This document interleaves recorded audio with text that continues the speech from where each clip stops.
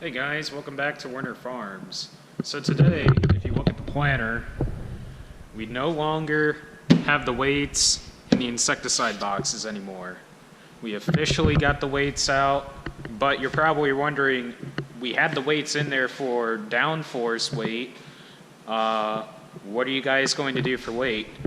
Well, my uncle actually, if I can get the box open, there. My uncle actually has a powder coating business a few miles away in the next town, and he actually gave us, or let us have, some of his used sandblasting grit, and we have roughly 110 pounds of grit. We weighed it out, which it would be nice to have a scale that, I don't know, wasn't from like the 1940s, I guess you could say, or even older than that. I'm not sure how old our scale is. It's fairly old, but anyways, we got all the weights off, so we got the insecticide boxes cleaned out and put the put the grit in there, and so now we officially no longer have the weights in there. So we've finally got the lids back on, and by the way, huge shout out to Fluid Film for all the product that they sent me the other day, and they do a really good job lubing up the chains. So we actually went through and lubed the chains up today with the Fluid Film. So, but back to the weights. So the weights, the reason why we had the weights in there was the sole purpose of not having enough downforce in the on the individual row units themselves because of the yetter attachments that we added last year. Now, what the yetters did, they required more downforce than what our airbags could supply. We run the Precision Air Force airbags. Now, it would be nice to have Delta Force, but not for $20,000 right now. We can't really justify that right now. But otherwise, I mean, by having those weights in there, they were causing the boxes to break. As you can kind of see back there, there's, I don't know if you can really see it, there is a crack in that box actually.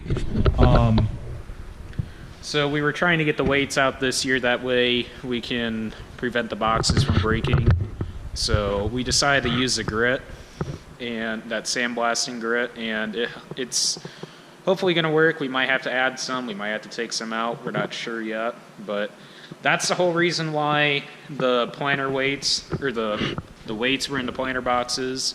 So if you watched my planting videos last year, and I think the year before, we had the weight, no, 2017 was just the year we had the weights in there, but that's the reason why we had the weights in there. So now it looks a lot cleaner. It's going to be a lot easier filling up the planter. So we'll probably just go stick those over at our place, over at the other shed, or we'll probably just sit those out there.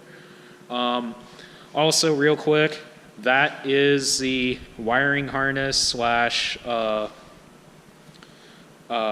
fertilizer tube for the in-furrow fertilizer that sits on the front of the tractor, that tank.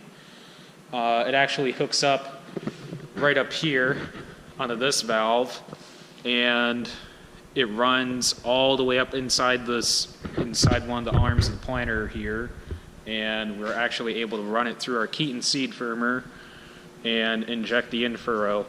I don't know exactly what formulation we're using this year for the in-furrow. In a later video, I'll talk about what the micros and everything we put in on our in-furrow, and for sure what we're going to be using for starter, because we're changing the starter again this year. So, but real quick, I can tell you exactly how the yetters work for us, and how we're running our fertilizer setup. So how we're running our fertilizer, the in-furrow is coming out of our Keaton seed firmer right there, and we're actually just utilizing just the one tube on the Keaton seed firmer, just for just the in-furrow. We're not putting starter down there.